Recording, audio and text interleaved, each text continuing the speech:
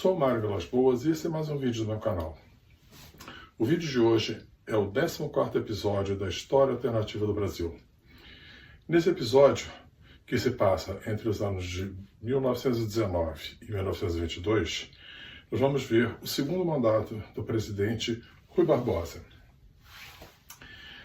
Esse episódio se passa logo após a participação do Brasil na Segunda Guerra Mundial. Ele vai tratar das providências que foram tomadas após a guerra nessa história alternativa, nessa ficção histórica que eu estou construindo. Mas vamos deixar o nosso amigo Rui Barbosa contar essa história para vocês. Bem, Rui, conta essa história para gente. Em 1919, meu primeiro ato foi reunir o Estado-Maior das Forças Armadas para discutir as lições aprendidas na guerra. O que concluímos foi que o Brasil ficará para trás em 3 tecnologias-chave. A primeira foi a dos aviões bimotor.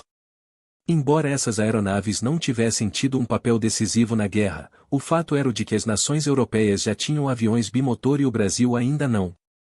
A guerra mostrou uma tendência forte de uso intensivo de armas aéreas.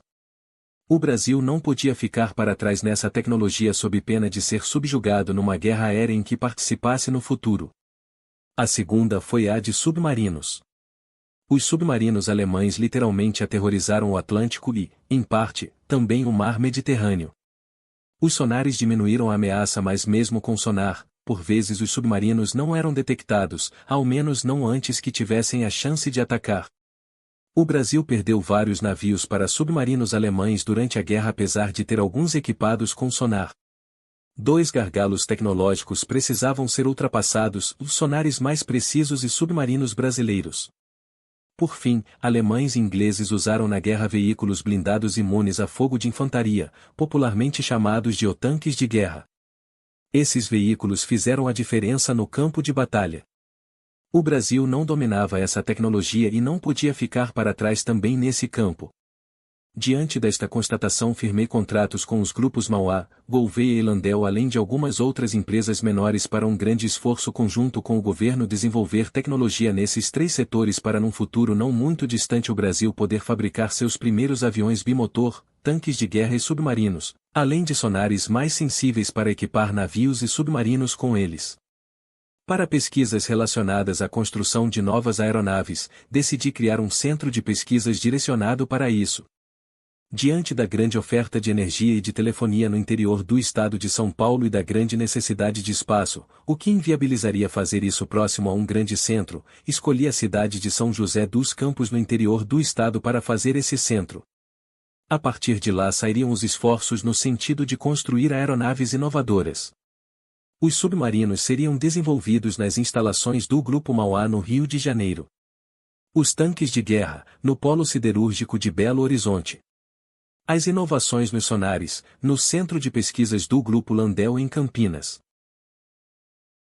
Logo a seguir na minha lista de prioridades foi o meu programa de reconstrução da Europa.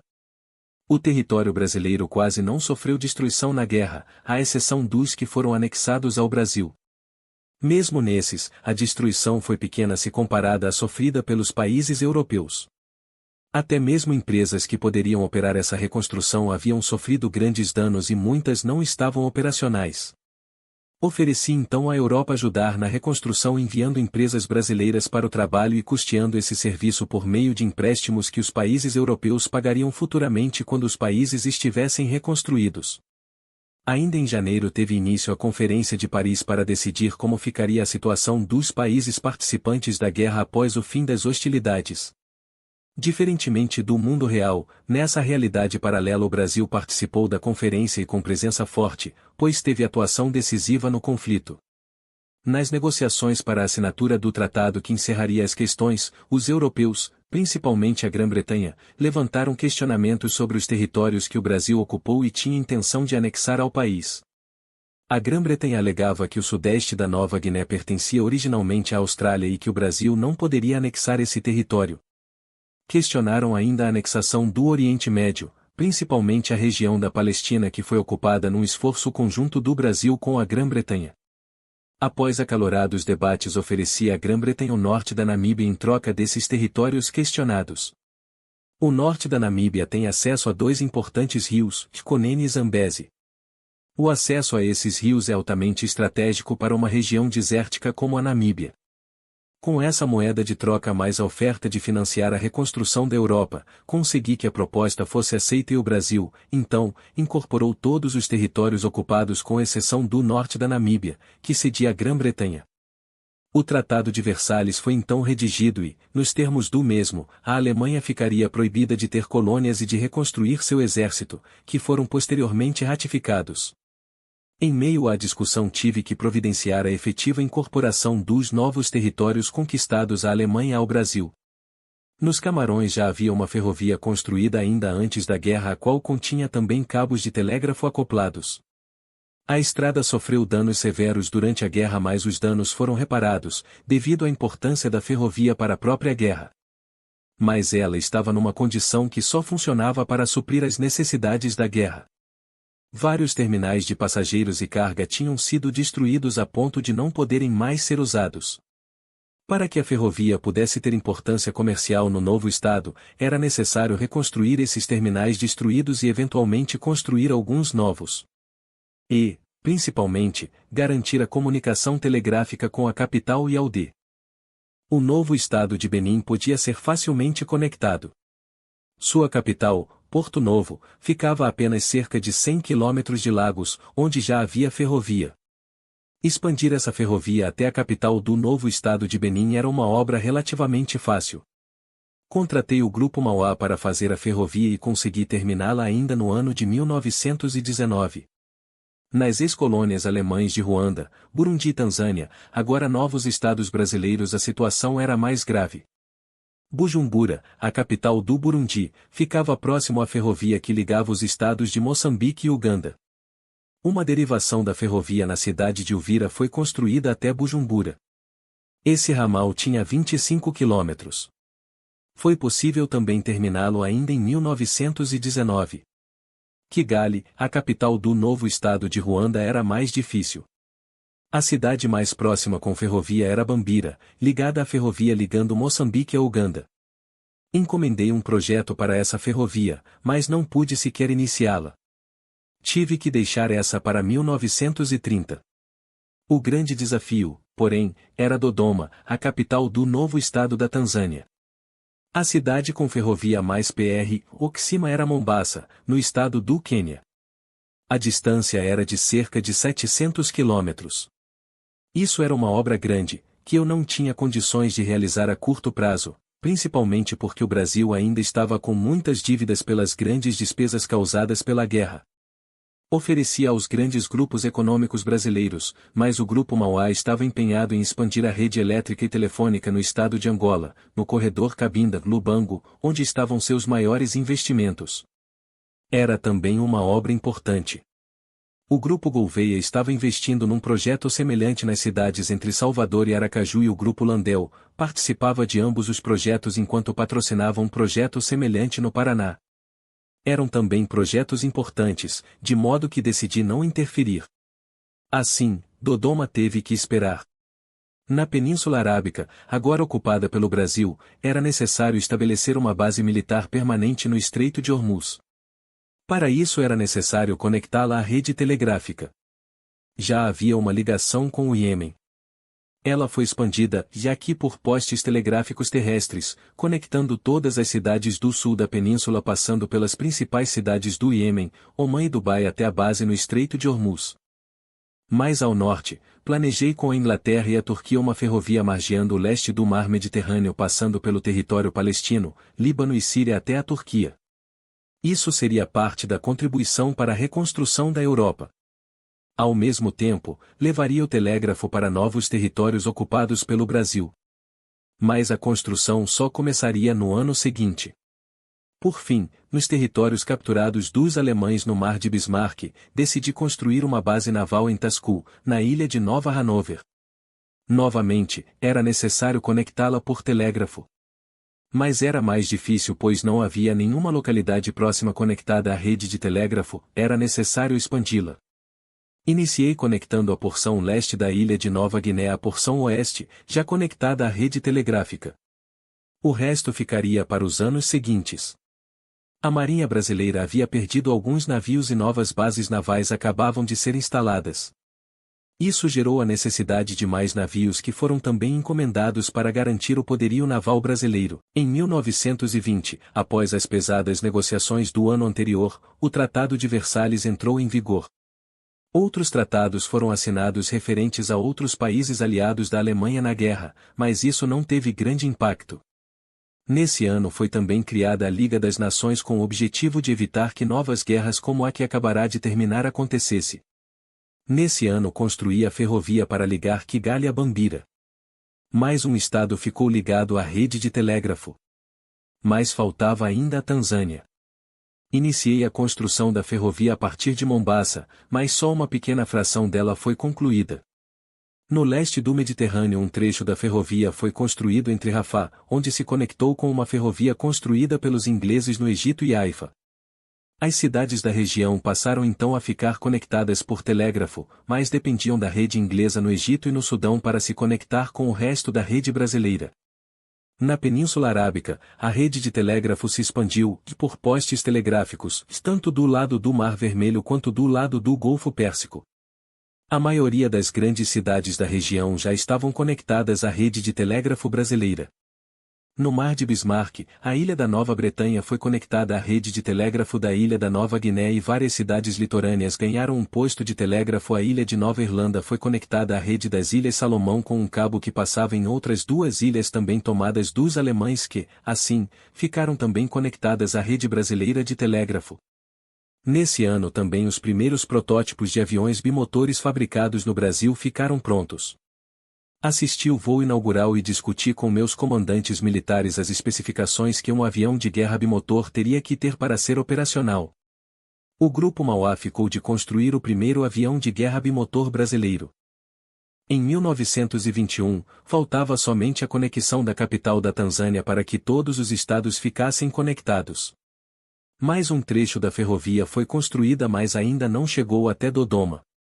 No Mediterrâneo Oriental a ferrovia foi expandida para Beirute passando por Damasco, na Síria. Na Península Arábica, a expansão da rede telegráfica chegou em Jeddah, no Mar Vermelho e Al-Qaid do lado do Golfo Pérsico. Com isso a maior parte das cidades mais importantes da península ficou conectada à rede brasileira de telégrafos. No Mar de Bismarck, todo o litoral da Nova Bretanha e da Nova Irlanda foi conectada à rede de telégrafo. A base de Nova Hanover foi ligada à Nova Irlanda e também houve uma ligação das ilhas de Nova Bretanha e Nova Irlanda. Somente algumas ilhas menores ficaram fora da rede de telégrafo. A base de Nova Hanover ganhou novos navios de guerra recém-adquiridos, afirmando, assim, a presença militar brasileira na região. Os primeiros caças bimotores foram entregues à Força Aérea. Encomendei mais para modernizar nossa aeronáutica. Os primeiros tanques de guerra também ficaram prontos e eu imediatamente os aprovei. Fiz uma grande encomenda desses novos veículos de guerra. Em 1922, a ferrovia de Mombasa a Dodoma finalmente ficou pronta. Agora todos os estados africanos tinham suas capitais conectadas à rede ferroviária e telegráfica. A ferrovia do leste do Mediterrâneo avançou mais alguns quilômetros, mas não chegou até a Turquia, como eu havia planejado. Na Península Arábica a rede telegráfica do lado do Mar Vermelho chegou até a região da Palestina e se conectou com a rede telegráfica que acompanhava a ferrovia do leste do Mediterrâneo. Com isso, a rede telegráfica que acompanhava aquela ferrovia passou a se interligar com a rede brasileira sem a necessidade de passar pelo Egito e Sudão. Do lado do Golfo Pérsico a rede chegou até o litoral do estado do Iraque e começou a interligar as cidades dos vales dos rios Tigre e Eufrates. No Mar de Bismarck a rede telegráfica se expandiu por todo o litoral da ilha de Nova Hanover e ramais foram construídos para interligar as ilhas menores. Toda a região ficou interligada na rede de telégrafo. As regiões de cidades do interior com eletricidade e telefone se expandiram muito nos estados de Angola, Paraná, Bahia e Sergipe. Isso foi excelente. Mas gerou um aumento considerável na demanda por eletricidade. O sistema elétrico ficou sobrecarregado e falhou várias vezes. Foi necessário instalar várias termoelétricas novas para suprir a demanda extra de energia elétrica. Nesse ano ficou pronto o primeiro protótipo do submarino brasileiro. Eu o inspecionei juntamente com meus comandantes da marinha que fizeram algumas exigências para que ele fosse aceito. Eu encomendei o primeiro submarino brasileiro baseado nas especificações dadas pelo chefe da marinha. 1922 foi ano de eleição. Foi também o ano da celebração do centenário da República. Embora eu tenha feito uma grande celebração desta importante data e tenhamos tido uma vitória militar importante na guerra, a oposição pacifista ganhou com seu candidato, o presidente Santos Dumont. Não sei como pude perder essa eleição. Talvez tenha sido por meu estado de saúde. Eu peguei tuberculose e estava mal de saúde. Talvez tenha sido isso. Não ponha a culpa na sua saúde, Rui. Lamento muito por seus problemas de saúde e estimo-lhe as melhoras. Mas o povo votou contra a guerra. Eu não entendo. Ganhamos a guerra. Estamos crescendo. O Brasil se afirma como uma potência mundial. Do que o povo não está gostando. Você só fala em guerra e poderio militar. O povo quer usufruir dos confortos da tecnologia moderna. Houve um crescimento da região servida por energia elétrica, telefonia e rádio. Isso foi bom. Mas mais brasileiros querem acesso a esses confortos. Não estão interessados em poderio militar e poder internacional. Querem desfrutar de uma vida confortável com os confortos que só a tecnologia moderna pode proporcionar. Você está tirando a oportunidade dos brasileiros terem isso em nome de um poderio global.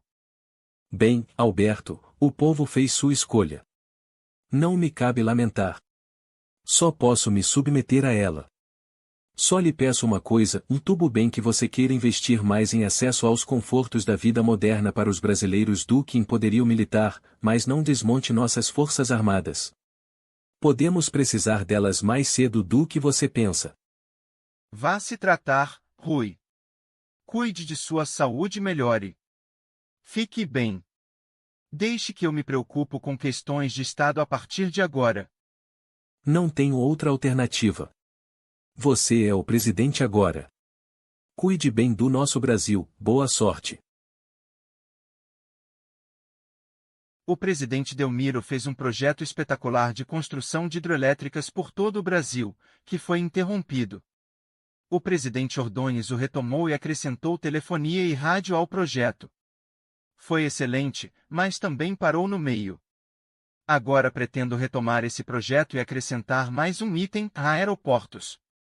Não apenas para dirigíveis, mas também para aviões civis. Esses novos bimotores recém-inventados permitem transportes de passageiros. Isso é perfeito para um país grande como o Brasil. Mas vocês verão como eu fiz isso no 15º episódio dessa história alternativa do Brasil. Até lá!